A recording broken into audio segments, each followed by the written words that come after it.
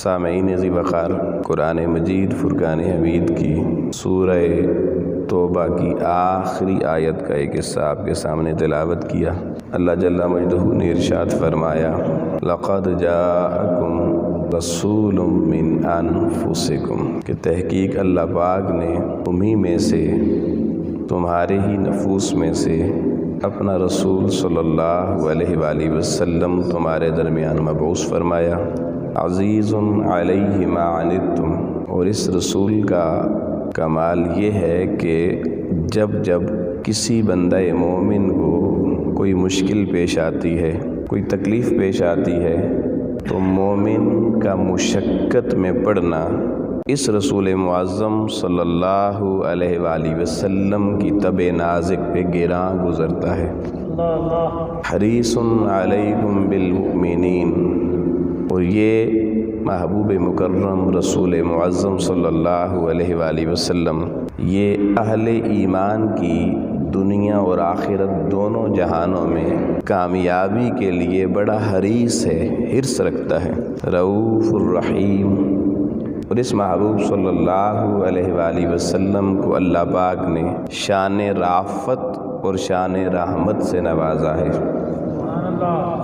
احباب گرامی قدر، قرآن مجید کی اس آیت مبارکہ میں اللہ تعالیٰ نے حضور نبی کریم علیہ الصلاۃ والسلام اور آپ کی امت کے درمیان جو ایک تعلق ہے، اس تعلق کو حضور نبی کریم علیہ السلام کے چند اوصاف کی صورت میں بیان کیا ہے۔ انفسکم کا لفظ کا تعلق بھی امت میں سے، عزیز علیہ ما عنتم، علیہ پھر ڈائریکشن دے رہا ہے امت کی، حریص علیکم بالمؤمنین، تم کے مخاطب بھی ساری امت ہے، اور رؤوف اور رحیم کس کے لیے؟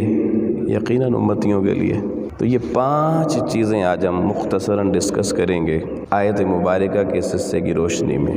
آیت ہمارے یہاں ہمارے گھروں میں جو قرآن مجید ہیں اس میں تو اسی انداز میں لکھی ہوئی ہے جیسے میں نے پڑھی ہے، لیکن اس کی ایک قرأت اور بھی ہے جس میں اس آیت کو یوں بھی پڑھا جاتا ہے، لقد جاءکم رسول من انفسکم، آپ پر ضمہ کی بجائے زبر پڑھی جاتی ہے۔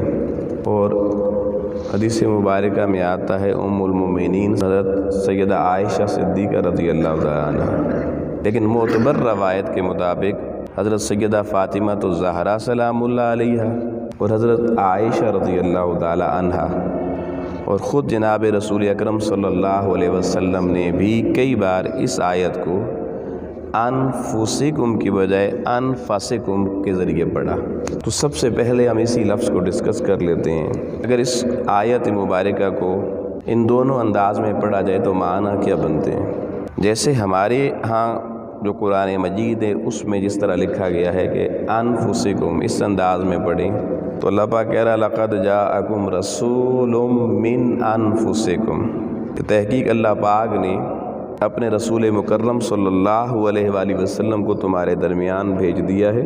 جاءکم، تمہارے درمیان وہ رسول موجود ہے، من انفسکم۔ یہ من انفسکم پہ مفسرین کرام نے بڑی ڈیٹیل بحث کی ہے۔ اگر آپ تفاسیر پڑھیں تو اس پہ آپ کو 20 صفحات تفاسیر کے من انفسکم پہ ملیں گے کہ من انفسکم، تمہیں میں سے، تمہارے نفوس میں سے، یہ نفوس میں رسول کا پایا جانا، نفس جان کو کہتے ہیں، اور بڑا آسان کر کے اگر اس کو سمجھیں تو جان کس کو کہتے ہیں؟ زندگی کو جان کہتے ہیں۔ کہتے ہیں نا یہ بے جان ہے، یعنی اس میں جان نہیں ہے، یہ جاندار ہے، اس میں جان موجود ہے۔ تو امام الانبیاء علیہ الصلوۃ والسلام کا تعارف اللہ کچھ یوں کروا رہا ہے کہ اہل ایمان، یہ جو رسول معظم تمہارے درمیان تشریف لائے ہیں، ان کو سمجھنا ہے تو من انفسکم، جیسے تمہارے وجود میں جان ہے، جیسے تمہارے وجود میں روح ہے، اس طرح اس کو سمجھیں۔ کیوں؟ اس لیے کہ انسانی بدن میں لوگوں جب تک روح نہیں آتی، جب تک جان نہ ہو، انسان زندہ نہیں کہلا سکتا، زندگی کا تصور مفقود رہتا ہے۔ لیکن جو ہی انسانی بدن میں روح آ جائے، جان آ جائے، تو انسان کے سارے حواس کام کرنا شروع کر دیتے ہیں۔ زندگی کی رمق دمک چہل پہل شروع ہو جاتی ہے، لیکن یہ سارے کا سارا وجود موجود ہو مگر اس میں جان نہ ہو، اس میں روح نہ ہو، تو سارا سلامت اعضاء والا جسم بھی کسی کام کا نہیں رہتا، اس کو کوئی جان نہیں کہتا، اس کو کوئی میری جان بھی نہیں کہتا۔ لوگ محبت سے دوسروں کو کہتے ہیں نا میری جان آ جا گلے لگ جا، تو یہ بھی اسی کو کہا جاتا ہے جس کے وجود کے اندر روح موجود ہو، جان موجود ہو۔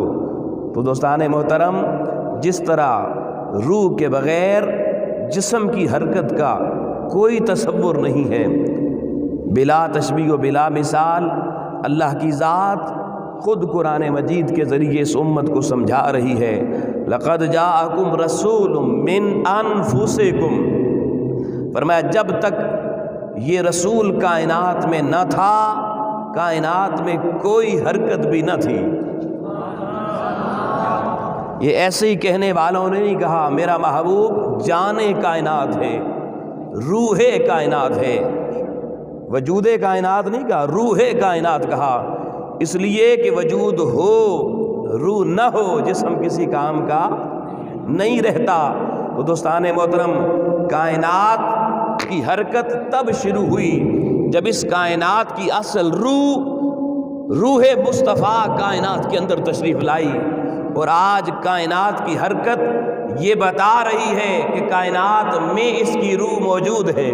آج اس کی حرکت بھی یہ بتا رہی ہے کہ اگر روح نکل گئی ہوتی تو حرکت بند ہو گئی ہوتی، اور ایک لمحہ اللہ نے ایسا اس کائنات کو دکھایا۔ آپ جب واقعہ معراج کو پڑھتے ہیں اور سنتے ہیں تو معراج میں ایک لمحہ ایسا آتا ہے کہ امام الانبیاء علیہ السلام اس زمین سے بلندی کی طرف جاتے ہیں۔ اب سدرہ تک جانے میں تو کوئی اختلاف نہیں ہے نا امت میں، مقام سدرہ پر جانے میں، اور اتفاقیہ طور پہ اس سے آگے کا سفر بھی قرآن مجید بیان کرتا ہے، ثم دنا فتدلی وکان قاب قوسین او ادنی۔ لیکن جب اس چیپٹر کو ہم پڑھتے ہیں اور اس سے ریلیٹڈ جو احادیث مبارکہ ہیں جب ان کا مطالعہ کرتے ہیں تو ایک بات پہ بڑی حیرت ہوتی ہے کہ حضور علیہ السلام سفر معراج پہ گئے، مسجد حرام سے مسجد اقصیٰ تک گئے، مسجد اقصیٰ سے امام الانبیاء علیہ السلام عالم بالا کی طرف گئے، پہلا دوسرا ساتواں آسمان، پھر مقام سدرہ، پھر مقام دنا تتدلی، پھر مقام قاب قوسین، پھر مقام او ادنا۔ پھر اس سفر میں 20 احادیث موجود ہیں۔ امام الانبیاء علیہ السلام نے جہنم کے اندر سزائیں بھی دیکھیں، جنت کی جزائیں بھی دیکھیں۔ بڑا طویل سفر تھا حضور علیہ السلام کا، مگر لوگوں محدثین لکھتے ہیں کہ جب امام الانبیاء علیہ السلام واپس تشریف لائے تو بستر گرم تھا۔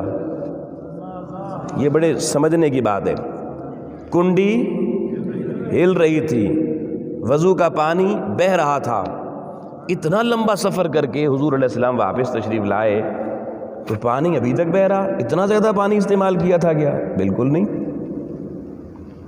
بستر کی گرمی حرارت ابھی تک موجود تھی، ٹھنڈا نہیں ہوا۔ اور کنڈی کتنی دیر ہلتی ہے؟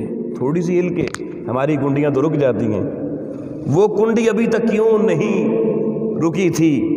آؤ لوگوں، راز یہ ہے، لقد جاءکم رسول من انفسکم، جیسے تمہارے وجود میں جب تک روح رہتی ہے حرکت رہتی ہے، اگر روح نکل جائے حرکت بند ہو جاتی ہے۔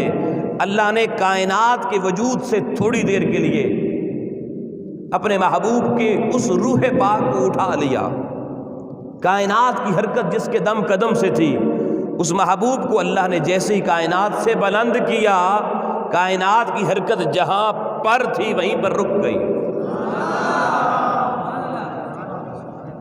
اتنا لمبا سفر حضور نے کیا، لیکن زمانے کی گھڑی رک گئی، چلتا ہوا پانی رک گیا، ہلتی ہوئی کنڈی وہیں پر رک گئی، بستر کا ٹیمپریچر جس لیول پر تھا وہیں مینٹین ہو گیا۔ اب ٹیمپریچر اوپر نیچے تو تب ہوتا جب کائنات کے موسم تبدیل ہوتے۔ ارے جب ساری کائنات کی لوگوں حرکتیں رک گئیں اور محبوب اس کائنات سے اوپر تشریف لے گئے، لیکن جب آقا علیہ السلام حریم ناز میں ملاقات کبریا کے بعد واپس کائنات میں تشریف لاتے ہیں، تو عزیزان محترم جیسے ہی امام الانبیاء علیہ السلام نے واپس اس کائنات ارضی پہ قدم رکھا، اس کائنات کی حرکتیں وہیں سے شروع ہو گئی۔ ارے کنڈی جہاں رکی تھی وہیں سے چلنا شروع ہو گئی، وضو کا پانی بہتا ہوا جہاں پر رکا تھا وہیں سے آگے چلنا شروع ہو گیا، بستر کی گرمی اور ٹیمپریچر جہاں رکا تھا وہیں سے آگے چلنا شروع ہو گیا۔ ارے ان ساری چیزوں نے دنیا کو پیغام دے دیا کہ یہ کائنات اس کی روح مصطفیٰ ہے، حضور ہو تو کائنات حرکت کرتی ہے، حضور نہ ہو تو کائنات بھی حرکت نہیں کرتی۔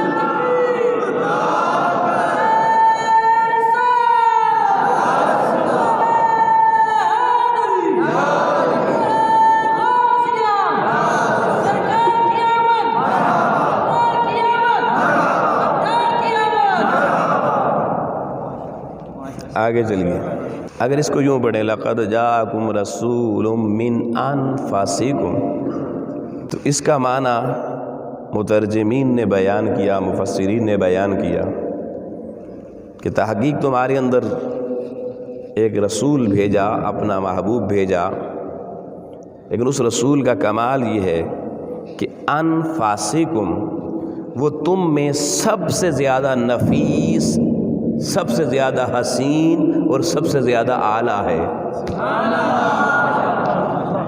سب سے زیادہ نفیس ہے، اور نفاست جتنی زیادہ ہو حسن اتنا زیادہ ہوا کرتا ہے۔ کوئی یہ نہ کہہ دینا کہ بھائی لفظ انفس ہے، نفیس کہا ہے، حسین کیوں کہہ دیا، افضل کیوں کہہ دیا؟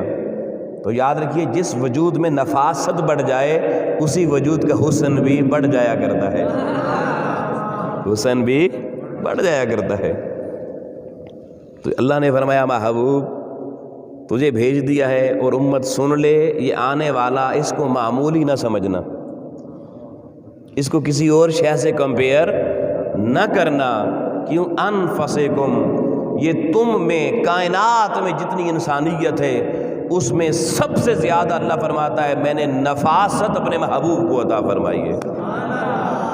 تو جب محبوب کی نفاست معراج پر ہے تو محبوب کا حسن بھی معراج پر ہے، کمالات و خصائل و شمائل و معجزات بھی اپنی معراج رکھتے ہیں، کوئی ثانی نہیں رکھتے۔ اب دوستان محترم احادیث کی طرف آ جائیے، اس کی سپورٹ میں سپورٹڈ احادیث چند ایک آپ کے سامنے پڑھتا ہوں۔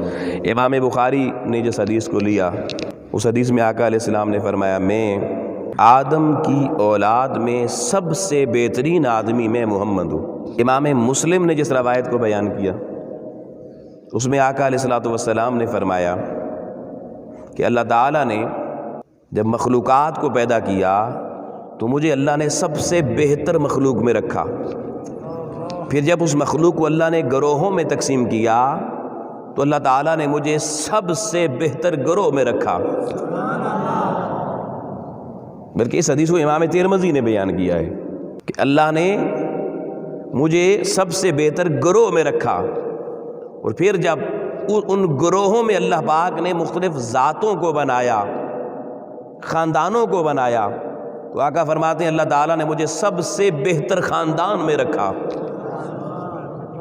پھر جب اللہ نے ان خاندان والوں کو گھر عطا کیے تو امام الانبیاء علیہ السلام فرماتے ہیں اللہ نے مجھے کائنات کے سب سے بہتر گھر میں رکھا۔ اور پھر حضور فرماتے ہیں جب اللہ نے روحوں کو وجود دیے تو اللہ نے میں محمد مصطفیٰ کو ساری کائنات میں سب سے بہتر وجود عطا فرمایا۔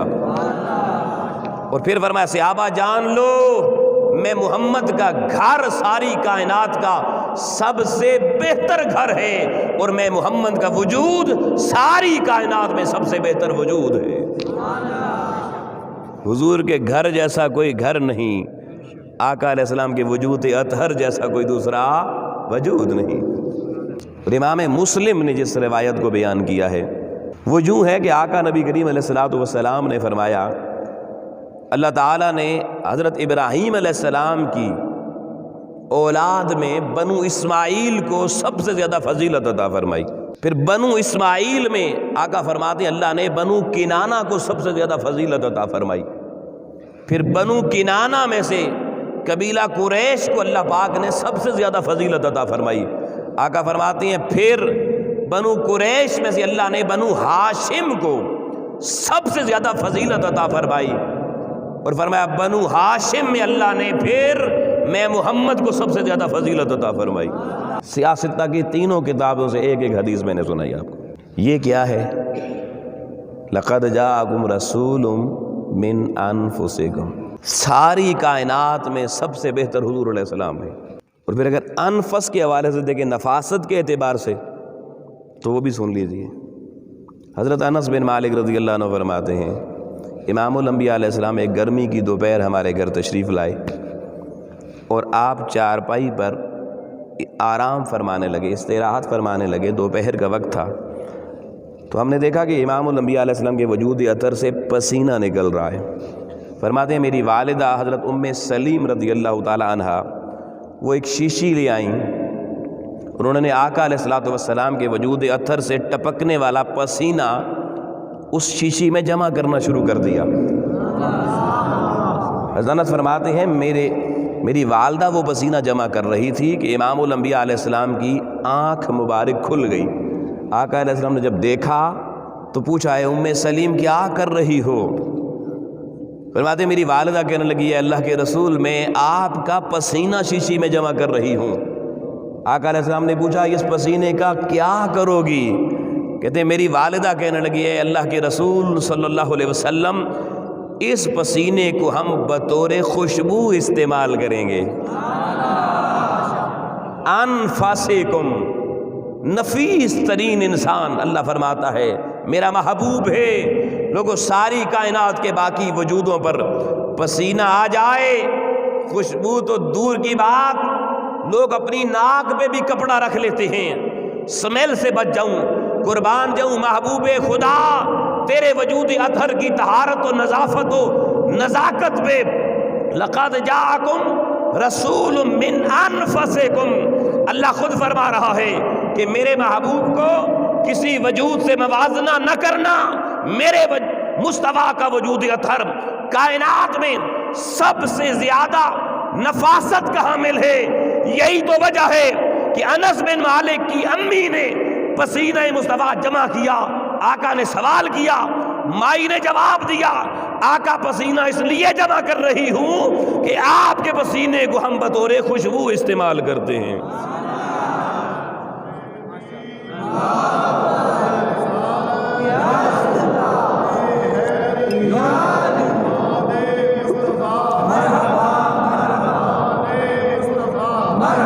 پھر اسی حدیث مبارکہ میں حضرت انس رضی اللہ تعالی عنہ فرماتے ہیں یہ بات ساری کر کے آخر میں آپ اس روایت میں بیان فرماتے ہیں کہ لوگوں جان لو رسول اللہ صلی اللہ علیہ وسلم کا وہ پسینہ جو میری والدہ اکٹھا کرتی رہیں وہ پسینہ مشک و عنبر سے بھی زیادہ خوشبو والا تھا. مشک و عنبر کے مقابلے میں زیادہ خوشبودار تھا. مگر دوستان محترم اس خوشبو کا تذکرہ یہاں ختم نہیں ہوتا. انفاسکم. رسول اقدس صلی اللہ علیہ وسلم کی بارگاہ میں ایک صحابی تشریف لائے. اللہ کے رسول چھوٹا سا آپ سے کام ہے. کیا کام ہے جی؟ وہ کہنے لگے اللہ کے رسول صلی اللہ علیہ وسلم میں اپنی بیٹی کی شادی کرنے جا رہا ہوں اور حضور آپ کی بارگاہ میں آیا ہوں. دنیا شادیوں پہ تحفے دیتی ہے، میں چاہتا ہوں میری بیٹی کو کوئی تحفہ رسول انعام بھی عنایت فرما دیں. حضور کی بارگاہ میں عرض کی حضور میری بیٹی کے مقدر میں کوئی تحفہ آپ کی طرف سے آ جائے.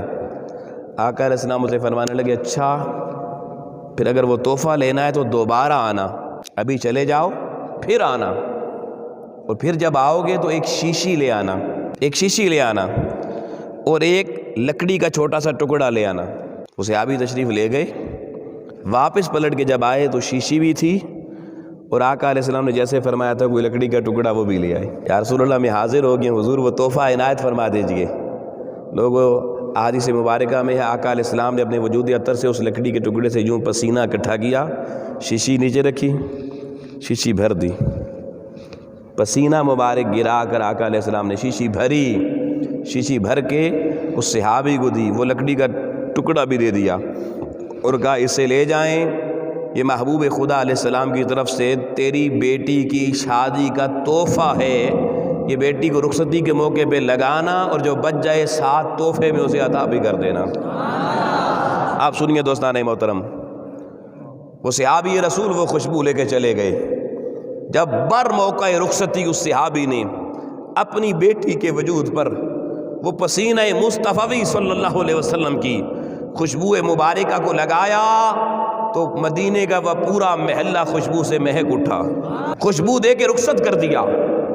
وہ بیٹی سسرال میں پہنچی، وہ جب آقا علیہ السلام کے پسینہ اطہر کی بطور خوشبو استعمال کرتی تھی، ارے سسرال کا محلہ بھی خوشبوؤں سے مہکا کرتا تھا۔ اور اس گھر کا، سسرال والے گھر کا، حدیث میں آتا ہے نام پڑ گیا کہ یہ خوشبوؤں والا گھر ہے، خوشبو والا گھر نام پڑ گیا۔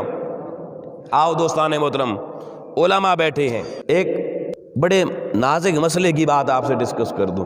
امت کی خواتین کے لیے پیغمبر انقلاب صلی اللہ علیہ وسلم کا اسوہ اور آپ کا امر ہے کہ اس امت کی کوئی خاتون وہ خوشبو نہیں لگا سکتی، دنیا کے بازار سے خریدی ہوئی وہ خوشبو نہیں لگا سکتی جس خوشبو کی مہک اور فریگرنس ساتھ والے کو بھی محسوس ہو۔ یہ شریعت کا مسئلہ ہے۔ مرد وہ خوشبو لگا سکتا ہے جو یہاں بیٹھ کے ادھر قاری صاحب کو آ جائے، لیکن عورت وہ خوشبو نہیں لگا سکتی جو ساتھ بیٹھے ہوئے دوسرے شخص کو بھی آئے، منع کر دیا گیا۔ ہاں، عورت وہ خوشبو لگا سکتی ہے جس کی مہک فقط اس کی اپنے ناک تک پہنچے، خود سونگھ سکے مگر کسی دوسرے کو نہ آئے۔ یہ یاد رکھیں، آج ہماری مائیں بہنیں بیٹیاں جو بازاروں کے سینٹ لے کر خوشبوئیں لگا کر شادیوں میں جاتی ہیں، بڑے بڑے فنکشن میں جاتی ہیں، اور پھر 10 قدم پہ بھی کھڑے شخص بھی سونگھ رہے ہوتے ہیں، یہ حرام ہے امت کی بیٹیوں کے لیے، بہنوں کے لیے۔ رسول کریم علیہ السلام نے منع فرمایا ہے۔ مگر آؤ لوگو، میں اس بیٹی کے مقدر پہ صدقے کیوں نہ جاؤں کہ ساری امت کی بیٹیوں کے لیے تو بازاروں سے ملتی ہوئی خوشبو جس کی مہک دوسرے شخص تک چلی جائے، میرے رسول انعام نے منع فرما دیا۔ مگر اے امت کی وہ بیٹی، خوش قسمت بیٹی جسے شادی میں آقا تحفہ اپنے پسینے کی خوشبو کا دے رہے ہیں، ارے جب وہ بیٹی خوشبو لگاتی ہے صرف گھر نہیں مہکتا، پورا محلہ مہکا کرتا تھا، پورا محلہ مہکا کرتا تھا۔ حضور نے خود وہ خوشبو دے کر اس بیٹی کو بھی ممتاز کر دیا، فرمایا تم اپنی خوشبوئیں سنبھال کے رکھو، ہمارے پسینے کا کمال بھی دیکھو۔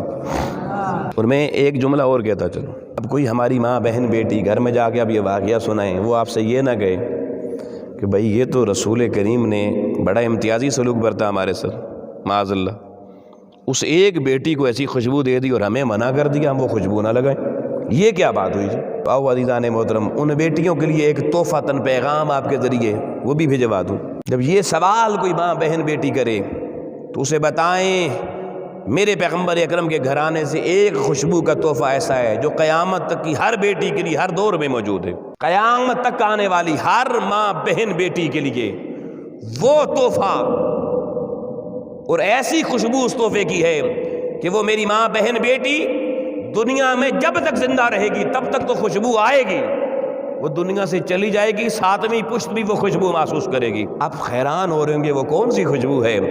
تو آؤ لوگو، اس خوشبو مصطفیٰ کا نام بتانے جا رہا ہوں کہ جو قیامت تک آقا نے اپنی امت کی بیٹیوں کو عطا فرمائی ہے۔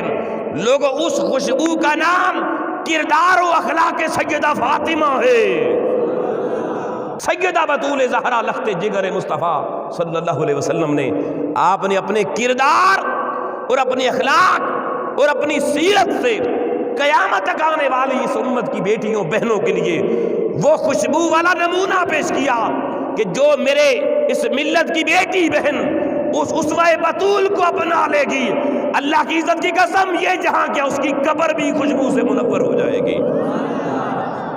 یہ تحفہ قیامت تک موجود ہے۔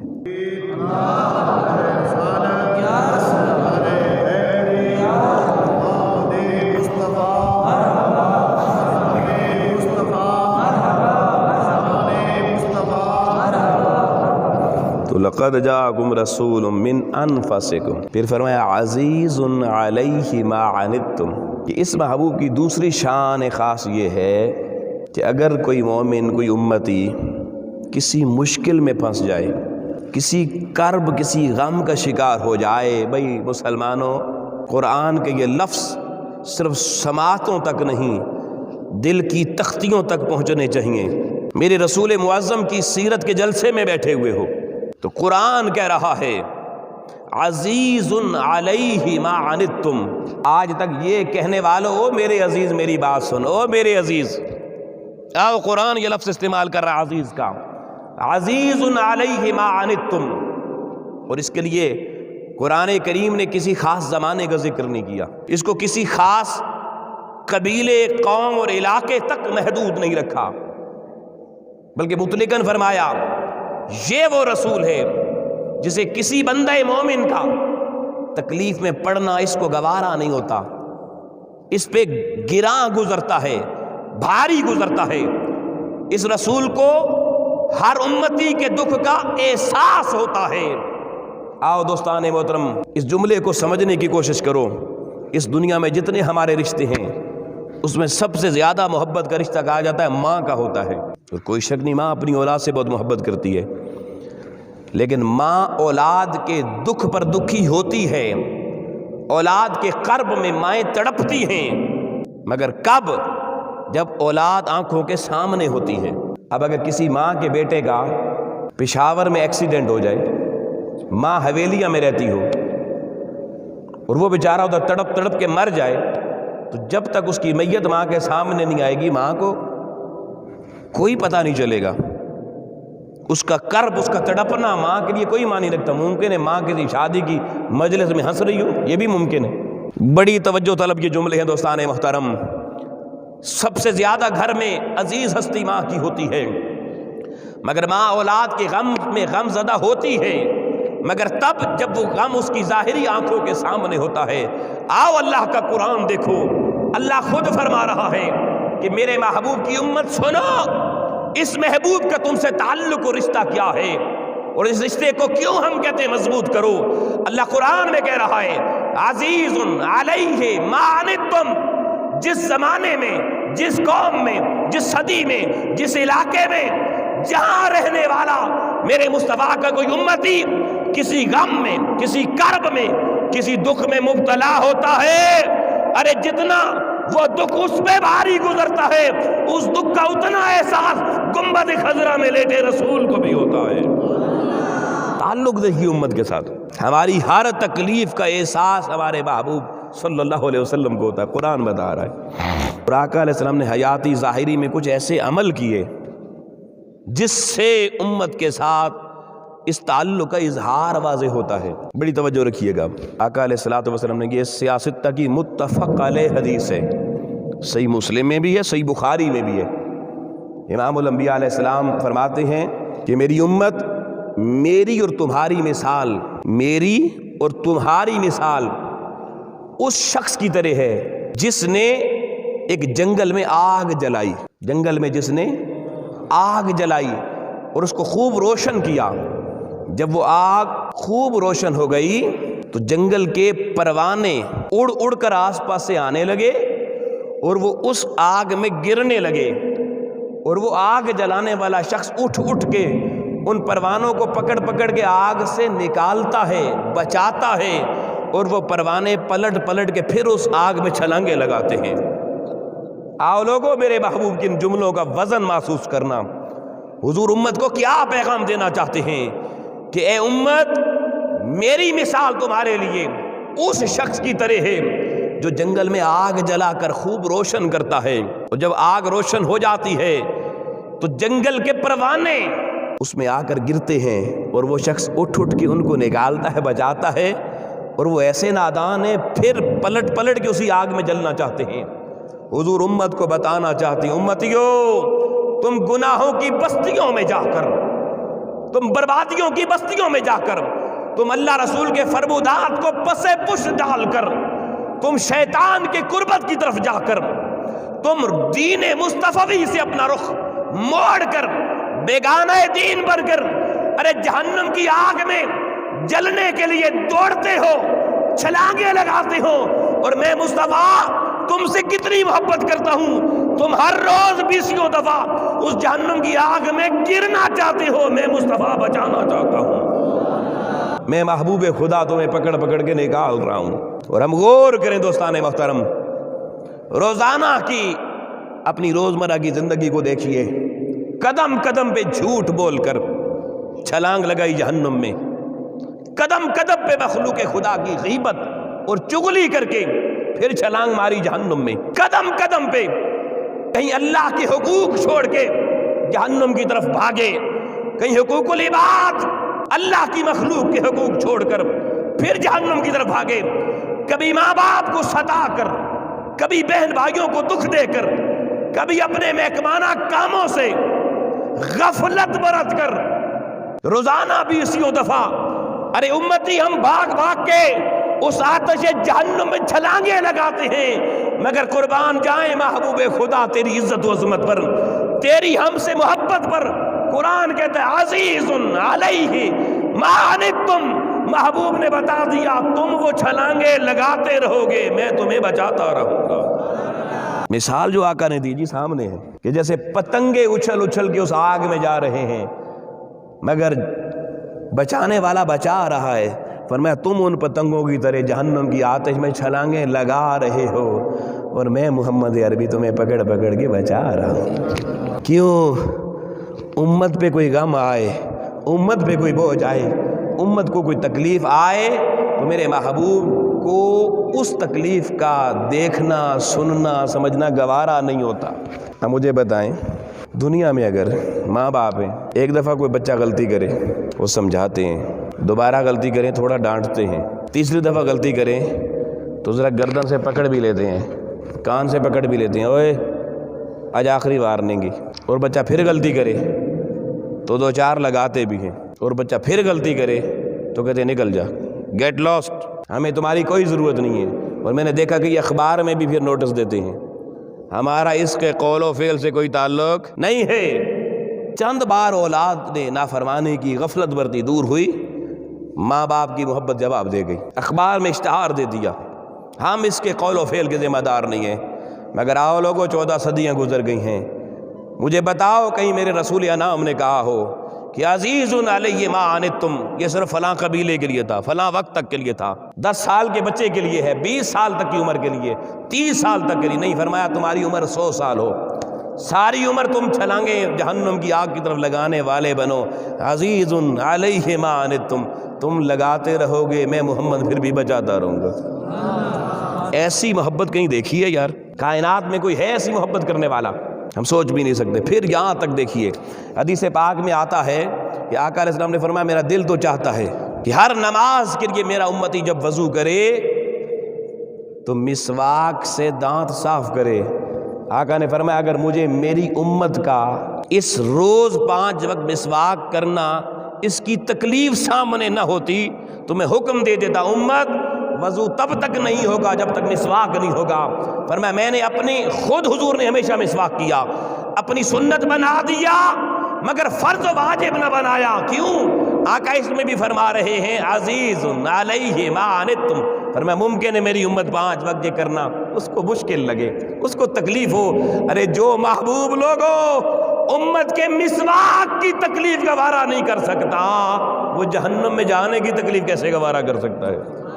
دیکھو ذرا تصور دین، اور امام الانبیاء علیہ السلام کا امت سے تعلق دیکھیے۔ وہ پھر آقا ایک دن فرمانے لگے صحابیو میرا دل تو کرتا ہے کہ عشاء کی نماز مغرب کے فوراً بعد نہ ہوتی۔ اب خواہش حضور کیا، ارادہ حضور کیا ہے؟ فرمایا میرا دل کرتا ہے کہ میں اللہ کی بارگاہ میں عرض کروں کہ عشاء کی نماز 1/3 رات گزرنے تک مؤخر کر دی جائے، آدھی رات کے قریب پڑی جائے۔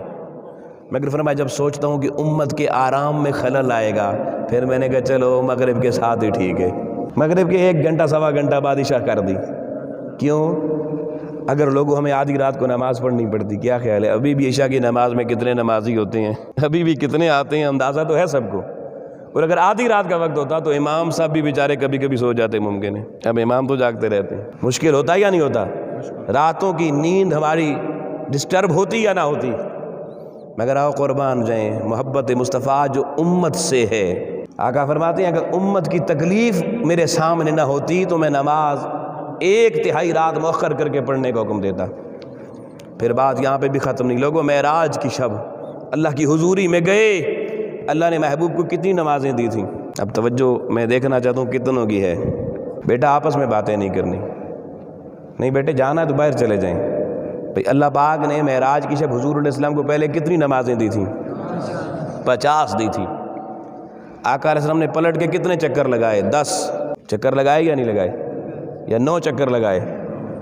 45 نمازیں حضور نے کم کروائیں۔ کیا حضور علیہ السلام کے لیے 50 نمازیں پڑھنا مشکل تھا؟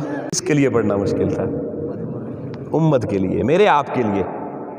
اللہ نے 50 دیں، پھر دیکھا محبوب امت سے کتنی محبت کرتا ہے، محبوب پلٹ پلٹ کے گئے 45 40 35 30، کم ہوتے ہوتے لوگوں جب نمازیں رہ گئی 5، صرف 5، تو پتہ ہے محبوب خدا نے اللہ پاک کی بارگاہ میں اس وقت کیا کہا؟ آؤ لوگو، اگر اب بھی محبت کا وہ جذبہ سویا ہوا ہے تو میرے اس جملے سے بھی نہ جاگا تو پھر تمہارے نصیب۔ امام الانبیاء علیہ السلام نے جب نمازیں 5 رہ گئیں، اللہ کی بارگاہ میں دامن پھیلا دیا، کہا مولا اب ایک وعدہ میرے ساتھ کر۔ جی میرے محبوب بولیے کیا وعدہ کروں؟ فرمایا رب العالمین امت میری پڑے گی 5، مگر وعدہ کر تو اجر پورے 50 کا دے گا، پورے 50 کا دے گا۔ اللہ نے کہا محبوب جا امت کو کہہ دے 5 پڑھنا ان کے ذمہ ہے، 50 کا اجر دینا میرے ذمہ ہے۔ آپ کے جو 5 پڑھ رہے ہیں نا، یہ آپ کے کھاتے میں لکھا ہوا ہے 50 پڑھ رہے ہیں۔ یہ حضور کی محبت امت سے آسانی پیدا کروا دی، مگر اجر کم، اجر پورے 50 کا ہے۔ یہ کیا ہے؟ یہ عزیز علیہ ما عنتم، عزیز علیہ ما عنتم۔ آگے بڑھئے دوستان، قرآن کہتا ہے حریص علیکم بالمؤمنین۔ فرمایا یہ جو میرا محبوب ہے امت سنو، یہ اپنی امت اور مومنین کے معاملے میں کہ میرے امت کے مومنین دنیا کی زندگی میں بھی کامیاب ٹھہریں، آخرت کی زندگی میں بھی کامیاب ٹھہریں، ان کو نہ دنیا کی گرم ہوائیں لگیں نہ آخرت کی گرم ہوائیں لگیں۔ اس معاملے میں اللہ فرما رہا ہے میرا محبوب، میرا رسول جو تمہارے درمیان آیا ہے، یہ بڑا حریص ہے، بڑا حرص رکھتا ہے۔ اب بظاہر حرص و لالچ کا لفظ دیکھیے، اچھا لفظ نہیں محسوس ہوتا کہ حرص ٹھیک نہیں ہے، لیکن مال و دولت کی، دنیا کی، نفس پرستی کی، شہوت پرستی کی، یہ حرص سے منع کیا گیا، اس لالچ سے منع کیا گیا، اس کو بری بلا سے تعبیر کیا گیا۔ لیکن آؤ دوستان محترم، اللہ اپنے محبوب کے بارے میں کہہ رہا ہے کہ میرا محبوب حریص ہے، اس کے قلب اطہر میں حرص ہے، بڑی لالچ ہے۔ کس چیز کی؟ فرمایا کہیں میرے امتی ناکام نہ ہو جائیں۔ حضور کی حرص دیکھیے، امتی ناکام نہ ہو جائے۔ اے امتی میں تجھ سے پوچھتا ہوں کیا تجھے بھی کامیاب ہونے کا شوق ہے؟ آقا علیہ السلام چاہتے ہیں میرا کوئی امتی ناکام نہ ہو۔ لوگوں اپنے گریباں میں جھانک کے دیکھو کہ نبی اللہ نے وہ دیا جو چاہتا ہے کوئی امتی ناکام نہ ہو۔ اگر ہمیں بھی اپنے دامن پہ جھانک کے دیکھنا چاہیے کہ ہم کامیاب ہونے کے لیے کتنے بےتاب ہیں، ہمیں بھی کوئی پرواہ اس بات کی ہے یا نہیں۔ اور سنو دوستان محترم، حضور کتنے بےتاب ہیں امت کے لیے۔ لوگوں اگر اس وقت کوئی فرشتہ آ جائے آپ کے پاس اور آ کے کہے مجھے اللہ نے بھیجا ہے، مانگو جو مانگنا ہے، اللہ قبول کرے گا۔ فرشتہ کہے بھئی مجھے لکھ کے دے دو میں بھی قبولیت لے آتا ہوں، تو مجھے یقین ہے آپ میں سے ہر بندہ باقی ساری کائنات بھول جائے گا۔ 5-6 کروڑ لے آ لکھوا کے، 2-4 پلازے لے آ، بڑے بڑے پلازے۔ جس کی اولاد نہیں ہے وہ کہے گا فٹافٹ اولاد لکھوا کے لے آ، جس کی نوکری نہیں لگ رہی وہ کہے گا جلدی جا 21ویں 22ویں گریڈ کا افسر لکھوا کے لے اللہ سے۔ مگر آؤ لوگوں، امام الانبیاء علیہ السلام فرماتے ہیں حدیث پاک میں، حضرت خباب بن ارط رضی اللہ تعالیٰ عنہ راوی ہیں اس حدیث کی، فرماتے ہیں کہ آقا علیہ السلام نے، ہم نے دیکھا، صحابہ کہتے ہیں کہ امام الانبیاء علیہ السلام ایک دن ایک ایسی نماز پڑھ رہے تھے کہ سجدے میں گئے، حضور اٹھے ہی نہیں۔ کہتے اتنی دیر ہو گئی کہ ہم بےتاب ہو گئے، اللہ خیر کرے کہیں روح پاک کہیں بدن سے جدا تو نہیں ہو گئی۔ کہتے ہم بہت بےتاب تھے کہ محبوب کائنات کو ہو کیا گیا ہے۔ بڑی دیر سے کہتے ہیں آقا علیہ السلام نے سر انور اٹھایا، ہماری جان میں جان نہیں، پوچھا یا رسول اللہ صلی اللہ علیہ وسلم آقا اتنا لمبا سجدہ؟ تو آقا نے فرمایا صحابہ آج کی جو نماز میں نے پڑھی یہ اللہ کی محبت اور خوف میں خاص نماز تھی، محبت میں بھی اور خوف میں بھی خاص نماز تھی۔ یا رسول اللہ اس کی خاصیت کیا تھی؟ آقا نے فرمایا میں نے آج اس نماز کے اندر اللہ سے 3 چیزیں مانگی۔ اللہ سے کتنی چیزیں مانگی؟ 3 چیزیں مانگی۔ فرمایا اللہ نے 2 عطا فرما دی ہیں اور 1 کے بارے میں منع فرما دیا کہ محبوب یہ نہ دوبارہ کہنا بس۔ یا رسول اللہ بتائیے تو صحیح نا وہ 3 کیا چیزیں تھیں؟ اب توجہ سے سننا۔ آقا علیہ السلام فرماتے ہیں میں نے پہلی چیز اللہ سے یہ مانگی کہ یا اللہ میری امت پہ قیامت تک کبھی قحط، پوری امت پہ کبھی قحط نہ نازل کرنا۔ صاحب کا پوری امتیں تباہ ہو گئیں قحط کی وجہ سے۔ آقا فرماتے ہیں اللہ نے میری دعا قبول کر لی۔ 14 صدیاں گزر گئی ہیں، پوری امت پہ کبھی بھی اجتماعی قحط نہیں آیا۔ فرمایا میں نے دوسری عرض اللہ کی بارگاہ میں کی، یا اللہ جو غیر ہیں، امت کے غیر، دیگر کفار، ان کو اجتماعی طور پر میری امت پہ کبھی مسلط نہ ہونے دینا، غیروں کے تسلط سے میری امت کو بچانا۔ آقا نے فرمایا اللہ نے یہ دعا بھی قبول فرما لی۔ 1100 سال تو یہ امت پوری دنیا کی حکمران رہی، اور اب بھی 56 ریاستیں اہل اسلام کی ہیں۔ یہ آقا علیہ السلام کی دعا کی قبولیت کا صدقہ ہے۔ اب لوگوں بیتاب ہو جاؤ، کیونکہ میں جو اگلا جملہ دینے جا رہا ہوں، سیرت کی بات کرنا آسان ہے، سننا آسان ہے، مگر دل میں ڈال کر اس پر غور کرنا اور اس کے مطابق زندگی کو ڈالنا بڑا مشکل ہے لوگوں۔ میں اس جملے کے جو آپ کو دینے جا رہا ہوں، جب اپنی رات کی تنہائیوں میں بیٹھ کے کبھی سوچتا ہوں یا مطالعہ کرتا ہوں اور یہ جملہ میرے سامنے آ جاتا ہے تو کئی گھنٹے بے خودی کے عالم میں چلا جاتا ہوں۔ مجھے کبھی لوگوں اپنا ہوش بھی نہیں رہتا، واہ رسول خدا کس منہ سے وہ مدح کروں۔ 2 سوال ہو گئے، اللہ نے قبول کر لیے۔ تیسرا سوال میرے محبوب نے کیا، مولا میں تیرا محبوب یہ چاہتا ہوں کہ قیامت تک تو میری امت کا آپس میں لڑنا جھگڑنا ختم کر دے، میری امت ہی آپس میں نہ لڑے، کسی گھر میں کوئی لڑائی نہ ہو، کوئی شوہر اپنی بیوی سے نہ لڑے، کوئی بیٹا اپنی ماں سے نہ لڑے، کوئی بھائی اپنی بہن سے نہ لڑے، کوئی کلمہ پڑھنے والا کسی کلمہ پڑھنے والے سے نہ لڑے۔ آقا فرماتے ہیں جب میں نے اللہ کی بارگاہ میں عرض کی تو اللہ نے مجھے کہا محبوب یہ سوال نہیں کرنا، تو نے پہلا سوال کیا وہ بھی امت کے بارے میں، تو نے اپنی ذات کے بارے میں سوال نہیں کیا۔ امت کو قحط سے ہلاک نہ کرنا میں نے قبول کر لیا۔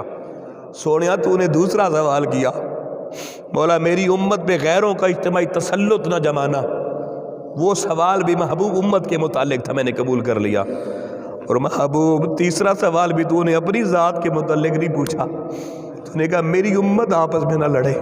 سونیا جب تو نے 2 چیزیں امت کی میری بارگاہ سے منظور کروا لی ہیں تو اب اگر حیا امت کو تیرا ہوا تو نے مانگ لیا، میں نے پوسٹ پون کر دیا، اگر امت کو تجھ سے پیار ہوا تو تیری اس درخواست کے صدقے امت آپس میں لڑنا خود بند کر دے گی، امت میں چھوڑ دے۔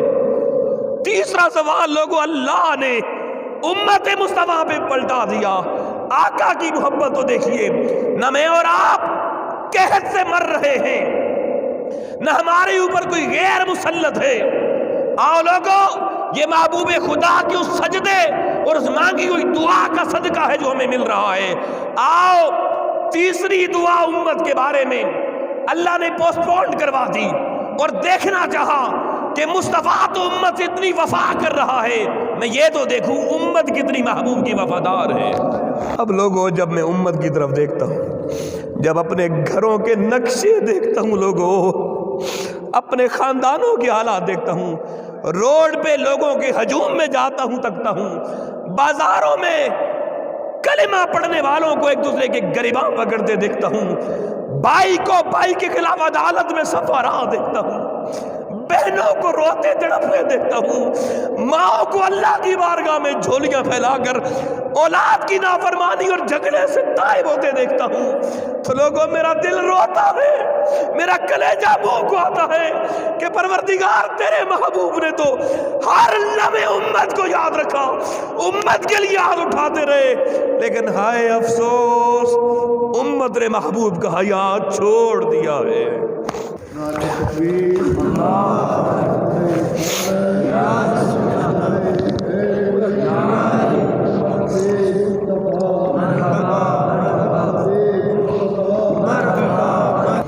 لوگوں میں ہاتھ جوڑ کے دست بدست آپ کی خدمت میں گزارش کروں گا، میں آپ سے کچھ لینے نہیں آیا، اگر یہ جملہ جو مجھے تڑپا رہا ہے، میں کہتا ہوں آپ بھی یہ جملہ سن کے تڑپ اٹھیں اور اس کو پیغام بنا لے زندگی کا قیامت کو، ورنہ محبوب خدا کہیں گے یار میں نے تمہارے لیے سب کچھ مانگا، ایک چیز اللہ نے تم میں دیکھنی چاہیے، تم میں محمد مصطفیٰ کی خاطر جھگڑے بھی نہیں چھوڑ سکے، لڑائیاں بھی نہیں چھوڑ سکے۔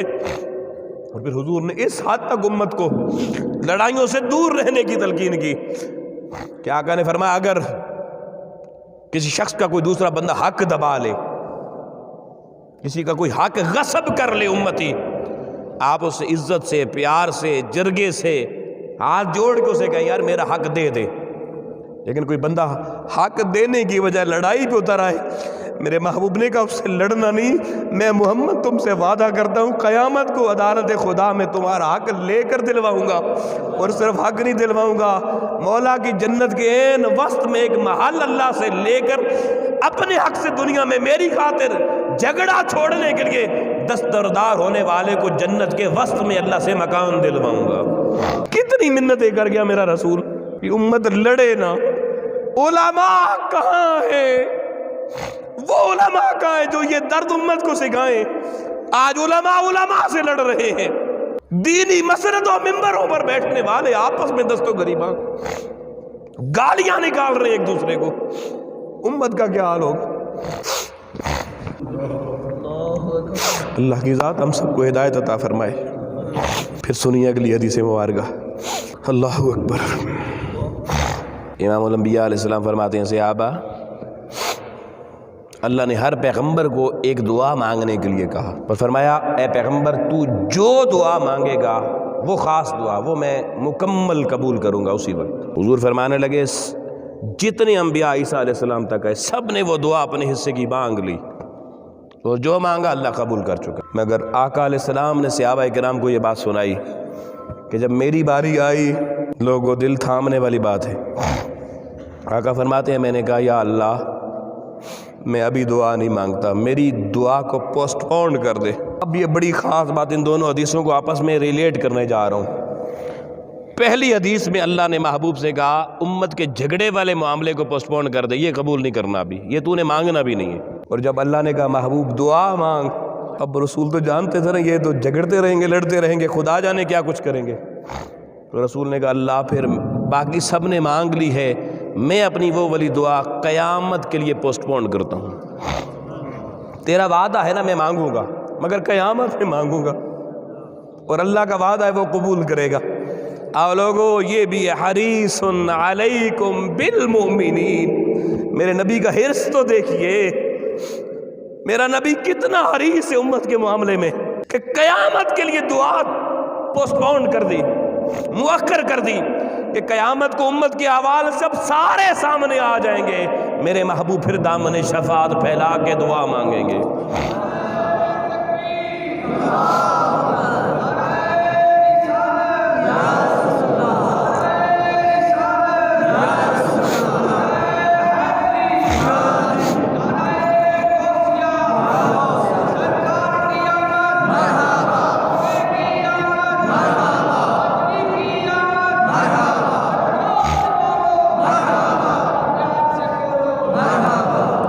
ماشاءاللہ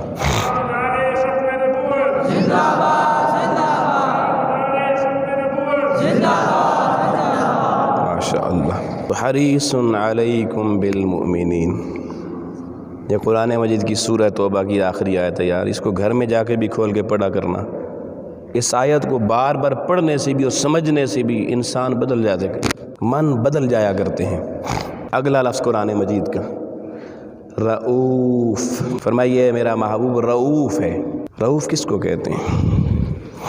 ایک ایک لفظ قرآن مجید کا دوستان محترم اتنا حسین اور خوبصورت اور معنی خیز ہے، کاش ہمیں سمجھ آ جائے۔ رؤوف کہتے ہیں ایسی ذات کو کہ جو کسی طرف جب کوئی طوفان بڑھ رہا ہو، کسی طرف کوئی بہت بڑا کرب مصیبت کسی طرف جا رہی ہو، تو جو مصیبت کے راستے میں کھڑے ہو کے مصیبت جس تک جانا چاہتی ہے اس تک پہنچنے سے پہلے اس مصیبت کا راستہ روک کے اس متعلقہ شخص کو اس مصیبت سے بچا کر اپنی پناہ گاہ میں لے لے، اسے ادب کی زبان میں رؤوف کہتے ہیں۔ جاؤ تحقیق کر لیں بے شک۔ خطرہ جب کسی شخص کی طرف بڑھ رہا ہو، اگر اس خطرے کو کوئی روک کر جس شخص نے خطرے کا شکار ہونا تھا اس کو اپنے دامن میں پناہ دے دے اور خطرے سے بچا لے، تو لوگوں اس بچانے والے کو عربی زبان میں رؤوف کہا جاتا ہے۔ اللہ رؤوف الرحیم ہے، اور اللہ نے یہی شان اپنے محبوب کو عطا فرمائی ہیں کہ محبوب رؤوف بھی ہے، رحیم بھی ہے۔ تو حضور علیہ السلام کی شان رافت دیکھیے کہ اللہ نے حضور کو یہ بھی شان دی کہ امت کی طرف کوئی خطرہ بڑھ رہا ہو، امتی کسی طوفان میں گرنے والا ہو، تو میرے آقا وہ پناہ گاہ ہیں کہ حضور چاہیں تو امتی کا طوفان پہنچنے سے پہلے اس کو اپنی پناہ گاہ میں لے سکتے ہیں، اور ایسا کئی بار ہوا اور قیامت تک ہوتا رہے گا۔ اب وقت بہت محدود ہو گیا، میں بات مختصر کرتا ہوں۔ حدیث پاک میں ہے کہ ایک جنگ کے محاذ پہ صحابہ کرام حضور علیہ السلام کا ساتھ چھوڑ کے، کچھ صحابہ کرام میدان جنگ سے چلے گئے۔ حضور جنگ لڑ رہے ہیں، اور جنگ میں دشمن کا حملہ اتنا حاوی اور جارحانہ تھا کہ کچھ صحابہ میں سے کچھ سپاہی ایسے تھے جنہوں نے جب وہ رنگ دیکھا، نقشہ دیکھا، تو وہ میدان چھوڑ کے چلے گئے، واپس مدینہ پہنچ گئے۔ اب جنگ کا احوال نہیں سنانے لگا ابھی کیونکہ وقت کم ہے۔ جب آقا علیہ السلام پلٹ کے شہر مدینہ آ گئے تو وہ لوگ روپوش ہو گئے۔ اب ہمت نہیں تھی کہ حضور کا سامنا کر سکتے، چند دن تو وہ روپوش رہے، پھر پیچھے پیچھے دور آپس میں ملے۔ انہوں نے کہا یار حضور کی بارگاہ میں بیٹھ کے جو پیار ملتا تھا، جو شفقتیں ملتی تھی، جو محبتیں ملتی تھیں، اب باقیوں کو مل رہی، ہم محروم ہیں، یار رہا نہیں جاتا، کیا کریں؟ ایک دن انہوں نے آپس میں مشورہ کیا، انہوں نے کہا یار جو ہونا ہے ہونے دو، جو سزا ملنی ہے ملنے دو، مگر رخ مصطفیٰ دیکھے بغیر اب چارہ نہیں ہے۔ وہ ایک دن اکٹھے ہو کے نماز کے وقت حضور علیہ السلام کے پیچھے آ کے کھڑے ہو گئے۔ نماز ہو گئی، آقا علیہ السلام جیسے ہی سامنے جلوہ آرا ہوئے، وہ لوگ کھڑے ہو گئے اور کہنے لگے اللہ کے رسول صلی اللہ علیہ وسلم، ہم وہی بھگوڑے ہیں جو میدان جنگ میں آپ کو چھوڑ کے چلے گئے تھے، حضور رہا نہیں گیا آپ کے بغیر، جو سزا دینی ہے دے دیں، حاضر ہو گئے ہیں۔ لوگوں چشم تصور میں اس منظر کو لائیں۔ اب ایک طرف صحابہ کرام بیٹھے ہیں، منتظر ہیں آج محبوب کی بارگاہ سے ساتھ چھوڑ کے جانے والوں کے لیے کس سزا کا اعلان ہوتا ہے۔ مجرم اپنا جرم تسلیم کر چکے ہیں، سزا کا بھی مطالبہ کر چکے ہیں۔ آؤ لوگو، اللہ نے محبوب کو امت کے لیے رؤوف بنایا ہے۔ میں شان رافت مصطفی بتانے جا رہا ہوں۔ جرم مان لیا گیا، مجرم کھڑے ہو گئے، صحابہ منتظر ہیں، دیکھیں آج محبوب کس سزا کا اعلان کرتے ہیں۔ آقا علیہ الصلوۃ والسلام زبان اقدس سے بولے اور فرمانے لگے نہیں نہیں، تم وہ نہیں ہو جو مجھے چھوڑ کے بھاگ گئے تھے، نہیں، تم تو پیچھے اس لیے گئے تھے کہ جنگ کی بہتر حکمت عملی اور جنگ کی بہتر تدبیر کر سکو۔ تم بہتر جنگی حکمت عملی اور تدبیر کے لیے واپس گئے تھے، مجھے چھوڑ کے کب گئے تھے؟ تم تو میرے تھے، میرے ہو، میرے رہو گے۔ اور سن لو، پریشان ہونے کی ضرورت نہیں ہے، میں محمد تم سب کی پناہ گاہ ہوں۔ خطرہ بڑھ رہا تھا سزا کا، جرم تسلیم کیا جا چکا تھا، مگر شان رافت مصطفیٰ اللہ نے دکھائی۔ حضور نے فرمایا تم کب بھاگ کے گئے تھے بھائی؟ تم تو پیچھے اس لیے گئے تھے کہ کچھ جنگ کی بہتر حکمت عملی کر سکو، اور پھر ساتھ ہی فرما دیا شفقت سے مسکرا کے، پریشان کیوں ہو؟ میں محمد تمہیں سزائیں دینے والا نہیں، میں تمہیں بچانے والا اور تم سب کو اپنے دامن میں چھپانے والا ہوں۔ میں تم سب کی پناہ گاہ ہوں۔ کیوں؟ حضور رؤوف ہیں۔ اور پھر یہ منظر اللہ قیامت کو دکھائے گا لوگوں۔ حدیث پاک میں ہے کہ قیامت میں امتیوں کے اعمال تلیں گے، میزان کا ترازو بتائے گا، اعمال تھوڑے ہو گئے، اعمال تھوڑے ہوں تو سزا اور جہنم منتظر۔ اب امتی دیکھ لے گا اپنا انجام کے، اب فیصلہ وہی ہونا ہے نا بھئی، دیکھو جب اعمال ہی نہیں ہے، برائیوں کا بدیوں کا پلڑا بھاری ہو گیا، کوئی بچنے کی سبیل نہ رہی، اب نظر آ گیا کہ اب میرا فیصلہ ہونے والا ہے، میرا مقدر کدھر جانے والا ہے۔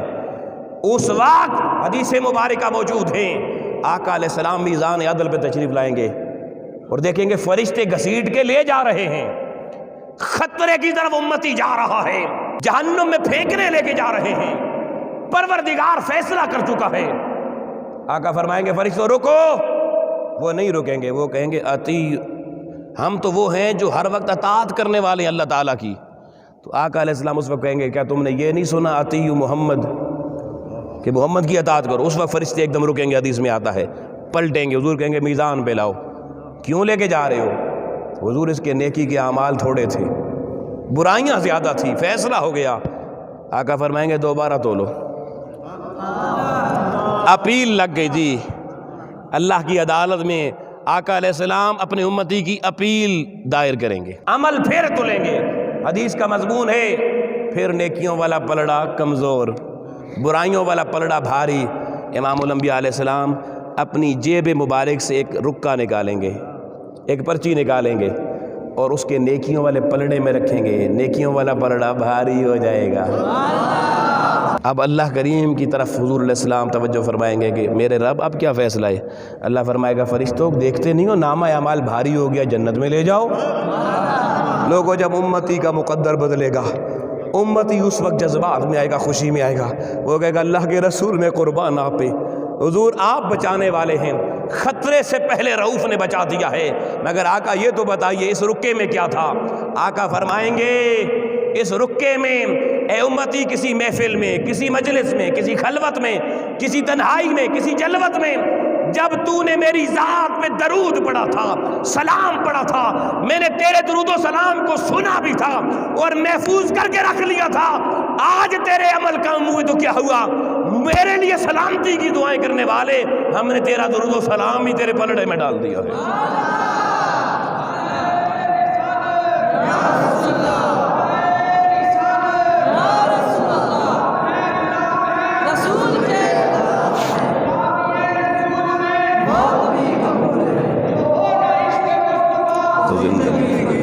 سبحان اللہ، میرے آقا رؤوف الرحیم ہیں۔ رؤوف، خطرہ سامنے ہے مگر آقا علیہ السلام نے خطرے تک پہنچنے سے پہلے بچا لیا، کیوں؟ میرے محبوب رؤوف ہیں۔ آؤ لوگو، آخری لفظ قرآن مجید نے استعمال کیا، الرحیم۔ آقا ساری امت کے لیے رحمت ہیں۔ آؤ دوستان محترم، گفتگو آخری مرحلے میں پہنچ گئی۔ مسجد نبوی میں حدیث پاک میں آتا ہے خاتون جھاڑو لگایا کرتی تھی، صفائی کرتی تھی۔ ایک دفعہ کچھ دن گزرے، وہ خاتون مسجد نبوی میں نہیں آئی صفائی کے لیے۔ آقا علیہ السلام نے دیکھا، صحابہ کرام سے پوچھا یار وہ بڑھیا صفائی والی نہیں آ رہی، کیا وجہ ہے؟ تو صحابہ کرام نے آقا علیہ السلام کو بتایا کہ اللہ کے حبیب صلی اللہ علیہ وسلم وہ بڑھیا تو بڑی شدید بیمار ہے حضور، شدید بیمار ہے۔ تو آقا علیہ السلام نے فرمایا کہ میرے صحابہ اگر وہ خاتون فوت ہو جائے تو مجھے لازمی بتانا، میں جنازہ خود پڑھاؤں گا۔ بڑی توجہ طلب بات، رات کو خاتون کا وصال ہو گیا، عشاء کے بعد کسی وقت۔ صحابہ کرام کو پتہ چلا، انہوں نے مشورہ کیا کیا کریں یار، حضور نے تو کہا تھا مجھے بتانا۔ انہوں نے کہا رات کا وقت ہے، آقا علیہ السلام آرام فرما رہے ہوں گے، تو حضور علیہ السلام کو تکلیف دینے کی کیا ضرورت، صبح بتا دیں گے۔ یعنی صحابہ کی محبت یہ کہہ رہی تھی کہ بھائی محبوب سوئے ہوں تو محبوبوں کو اٹھایا نہیں جاتا۔ انہوں نے نہیں بتایا، گئے خاتون کو دفن کر رہے، جنازہ پڑھا کے صحابہ۔ امام الانبیاء علیہ السلام نے صبح فجر کی نماز پڑھائی، نماز پڑھا چکے صحابہ نے بتایا یا رسول اللہ وہ خاتون رات کو فوت ہو گئی تھی۔ آقا نے فرمایا اچھا پھر جنازہ؟ حضور جنازہ پڑھا دیا، دفن کر دیا۔ آقا نے فرمایا میں نے تمہیں یہ کہا تھا کہ مجھے بتانا۔ یا رسول اللہ ہم نے سوچا آپ آرام فرما رہے ہیں، سونے آپ کو تکلیف نہ ہو۔ صحابہ تو دیکھیں حضور سے کیسی محبت کرتے تھے کہ اگر حضور علیہ السلام کو امتی کی تکلیف اچھی نہیں لگتی تو صحابہ کرام کو بھی حضور علیہ السلام کا خیال تھا۔ یہ الگ بات کہ ہم صحابہ کے آج چاہنے والے، نعرے لگانے والے ضرور ہیں مگر ویسا کردار نہیں ہے۔ اللہ کے محبوب نے کہا اچھا یہ بات ہے؟ حضور علیہ السلام نے فرمایا چلو کوئی بات نہیں، مجھے اس بڑھیا کی قبر پہ لے جاؤ، مصطفیٰ دوبارہ جنازہ پڑھائے گا۔ حیران کن بات، لوگوں بندہ دفن ہو جائے قبر میں، قبروں پہ جنازے نہیں پڑھے جاتے، فقہ ہمیں اجازت نہیں دیتی، مگر یہاں آقا علیہ السلام تو بااختیار نبی ہے نا جی۔ اگر غیر اختیار ہوتے تو حضور کہتے جنازہ پڑھا گیا، بس معاملہ ختم ہو گیا۔ ایک دفعہ ہی جنازہ پڑھنا ہوتا ہے نا، اور ہے بھی فرض کفایہ، مگر آؤ آقا علیہ السلام اپنے اختیارات بھی بتا رہے ہیں، اور اختیارات کو چھوڑو، یہ چیپٹر بھی نہیں ڈسکس کرتے۔ اگر آقا علیہ السلام اس دن کے جنازہ دوبارہ نہ پڑھاتے، آج بھی غریب مر جاتا، لوگ کہتے کیا ہوا، مر گیا۔ آؤ حضور کی امتیوں، امیروں کے جنازوں میں بھاگ بھاگ کے جانے والوں، بڑا آدمی مر گیا یار، تعلق تھا، اور غریب مر گیا، جھاڑو دینے والی مر گئی، کوئی بات نہیں، بعد میں دعا کر لیں گے، نہ بھی کہتے کیا فرق پیسے جی، یہی تصور ہے نا ہمارا۔ آؤ امام الانبیاء علیہ السلام کی امتیوں، حضور صرف امیروں کے نہیں، غریبوں کے بھی نبی ہیں۔ اور آقا علیہ السلام کا پیار دیکھیے، صحابہ کی جماعت کو لیا، اس خاتون جو مسجد میں جھاڑو لگاتی تھی، ہم مسجد کا کوئی خادم اس کو کتنی عزت دیتے ہیں، مولوی صاحب تو سکھانا گھر جناب ذرا مرغا چرغا پکایا، 25 پکائی کھانا، کبھی کسی نے خادم کو بھی بلایا؟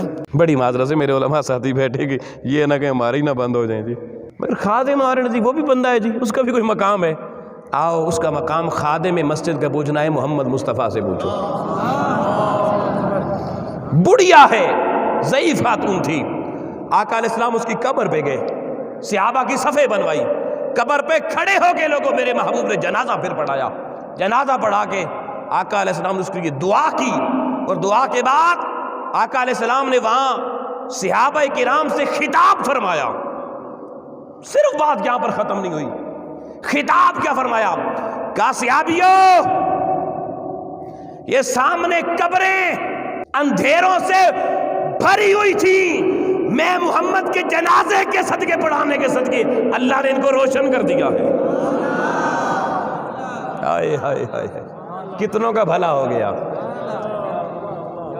اور کیوں نہ ہوتا، رؤوف الرحیم، آقا رحیم ہے، آقا رحیم ہے۔ اور پھر دوستو، مسجد نبوی میں صحابہ کا اجتماع ہے، آقا علیہ السلام موجود ہیں، دروازے پہ ایک بوڑھیا خاتون آ گئی، اور جس کو سارے یہ کہتے تھے پاگل خاتون ہے، اس نے آ کے صدا لگائی، اے نبی، اے محمد مصطفیٰ صلی اللہ علیہ وسلم، میری کوئی حاجت ہے جو تو آپ نے پوری کرنی ہے؟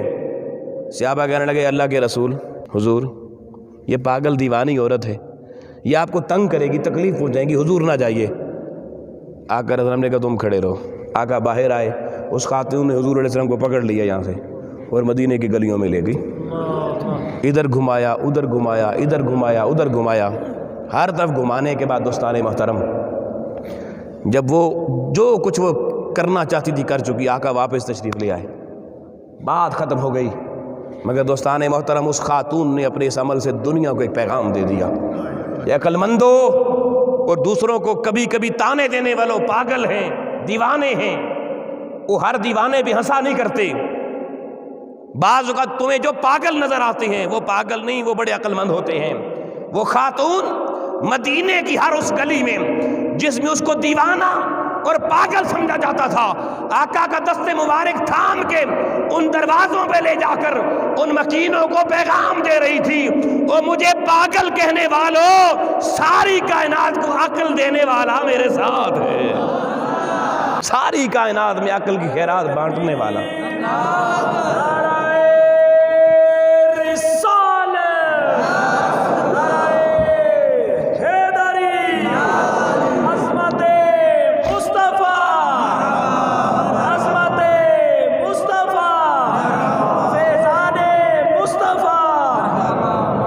احباب گرامی، آخری بات آپ کی خدمت میں اور اجازت ہے، حضور امت کے لیے باعث رحمت ہیں، اس بات کو سمجھ لیں اور اجازت۔ جو آپ کی امی جان ہے نا، ہر بندہ اپنی ماں کے بطن سے پیدا ہوا، تو ماں کے وجود میں بچہ جس تھیلی میں رہتا ہے 9 مہینے، اس کو بھی رحم کہا جاتا ہے۔